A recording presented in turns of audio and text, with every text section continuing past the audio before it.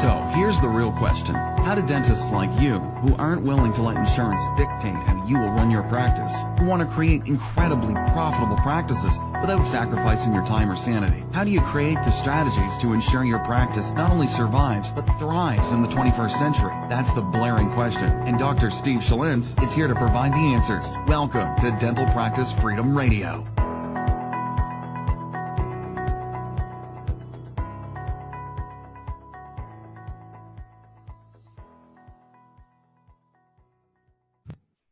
Hey, what's up, everybody? This is Dr. Steve Schlintz, and I want to welcome you back to another episode of Dental Practice Freedom Radio. What a week. This is the day before Memorial Day. If you're listening to this, happy Memorial Day. Or if you're listening to this later, happy post-Memorial Day. What a great week it's been so far. A lot of fun things have been going on. I've been prepping. I will be doing a one-day intensive training for clients of another consultant, and she asked me if I could come out and speak to her dental clients, and I said of course. We laid it out, and I'm going to be talking about some really fun stuff, emotional based selling, team dynamics, team paradigms, really digging into some of Bob Proctor's work in a dental fashion, and then breaking down the new patient process, the interview, the guided discovery process, the review of findings, and then marketing as an expert. So it's going to be a jam-packed day. I was putting together the slides, and I was kind of putting together the presentation of the slides that I had, and I got to about 170, kind of mix and matching everything. And I think that'll probably get me through that 8 hours, because the way I like to do my workshops, very interactive, kind of taking bits and pieces of what I've learned working with my own clients in the team environment, and then how do I create value. So that's been a lot of fun. I'm really excited about doing that. It's the first time that I've actually spoken to dentists in a more intensive workshop fashion that aren't my own clients. So excited, a little bit nervous, don't know really what to expect. I just want to make sure that I create as much value as possible. And working on some other amazing things with Dental Sales Secrets. Have a new group going through with the Q&A sessions. We just added some Q&A sessions to that, and I think it's going to be absolutely phenomenal. I found that dentists with a self-taught program like Dental Sales Secrets was originally designed as great, but they also need feedback. You need support, and you need to be amongst like-minded people that are trying to develop, practices that are more free of insurance, more integrated, more wellness-based. So that's just been phenomenal opportunity, and I've learned so much about myself. I've learned about what my clients are struggling with, and then also some of the amazing things my clients are doing, which is just been humbling to say the least. Watching practices go up 20 and 30% in profit in literally months has been really, really cool without really doing anything substantially different than what they're doing, just making some fine tweaks. And what I wanted to talk about on this episode, though, is exactly that. This is the number one thing that I'm seeing a lot, and clients ask me, I don't teach technical dentistry, but they do ask me, where'd you go for your technical training? We know you do a lot of TMJ, TMD stuff. Where did you go to get that done? And I always tell them, let's just take a step back for a second. Like, what kind of practice do you ultimately want to create? Because that will dictate the amount of technical training you get. And for the dentists that are listening to this, make sure your systems and your structure are in place before you start to add too many technical-based components. I always call it the 80-20 rule, but usually dentists have the 80-20 rule reversed in terms of their time priorities with training.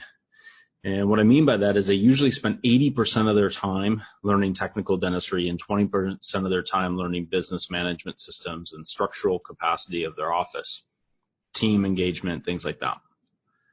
And the reality is they should flip that equation. 80% of their time should be business systems, crafting a unique selling proposition, making sure your office is built to deliver the care that you're promising your patients.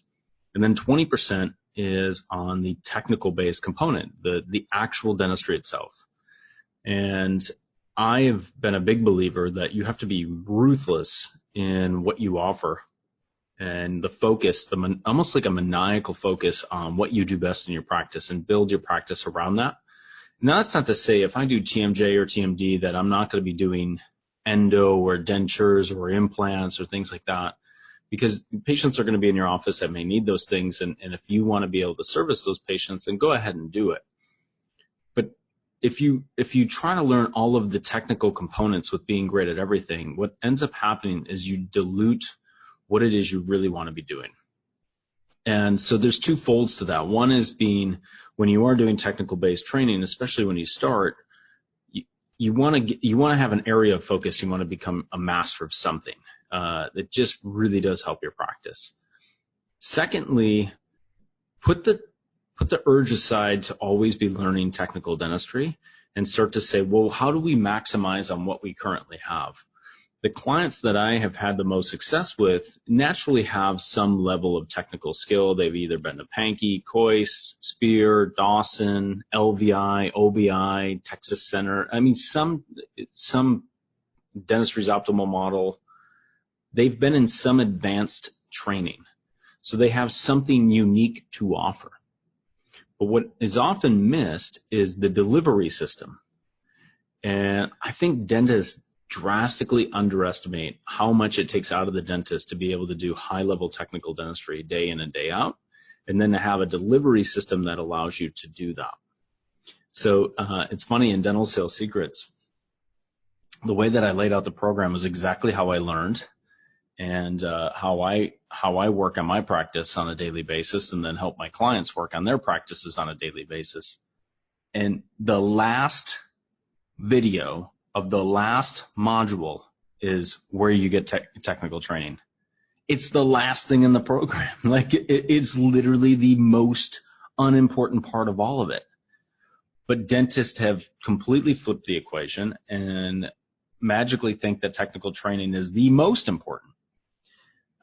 And I remember one of my mentors worked really closely with LD Pankey. And if you guys don't know who LD Pankey is, he's basically like the godfather of wellness centered dentistry. They didn't call it that at the time, but if you read his book, Philosophy of the Practice of Dentistry, I think is the title of it, he talks a lot about this. And Bob Barkley came, and then Mike Schuster. And so you have all these different guys that have kind of taken that mantle and moved it forward. And I like to think maybe in some small part I'm doing the same thing.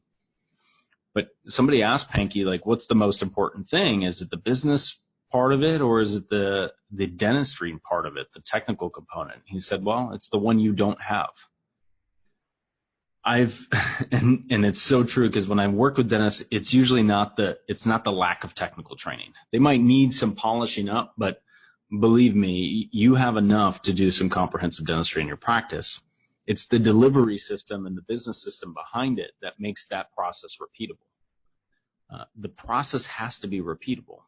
And the more you refine that process, the more you turn it into a true systems-based approach, the more successful you'll be. The dentists that try to wing it and then they go get more technical training, they usually get frustrated. In fact, they get very frustrated. It's a very common thing I see with my clients, is that they get more frustrated than almost any other type of dentist, because now they know how to do this high-end dentistry and they're not doing it on a regular basis. And you can't unsee some of the technical dentistry that you learn. And so you're looking at all these things that can be done for the patients to help them better their lives, and you don't have a delivery system to educate value with patients, so they don't move forward, and you get frustrated. But then the dentists think it's just technical. Like, okay, now I'm going to go get a sinus lift, course.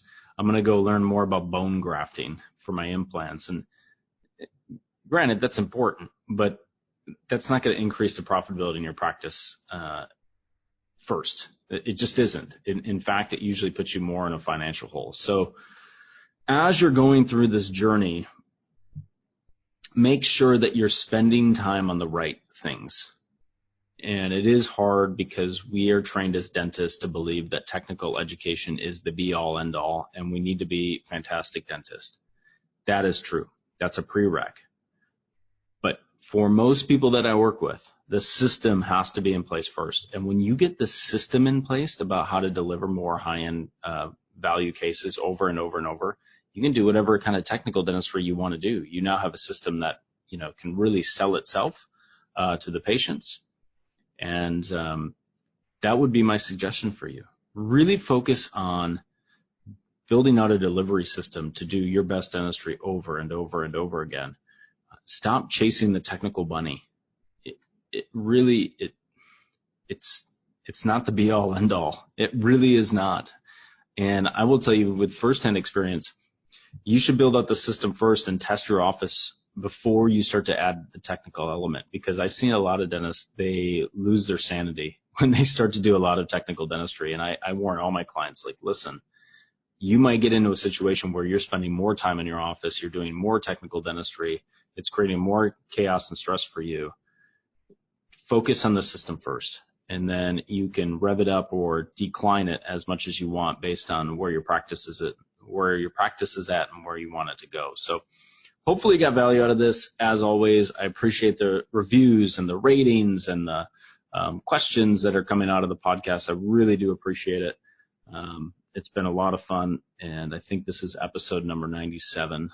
And I made it a rule that I'm going to get to 100, and then I'm going to decide if I want to do some more interviews, maybe change up the delivery system of the podcast. I have no idea yet, but we are getting so close, so close. So if you have listened from the beginning, thank you so much for your support. It's crazy that it's been over a year that I've been doing this, 97 episodes. Somebody was breaking down the content, and it's just hundreds of hours of content now, and it's been crazy. No, not hundreds, maybe 30 hours. I don't know. It's a lot. It's a lot of content. So it started as kind of a little pipe dream and a side project, and it's turned into something remarkable. I think we have over 10,000 downloads now, which is fantastic. That's still tiny in the podcast world, but for you, the listener, I really do appreciate it.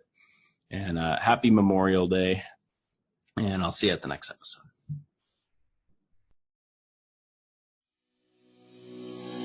Thank you so much for listening to this episode on Dental Practice Freedom Radio with Dr. Steve Schlitz. We'll see you on the next episode.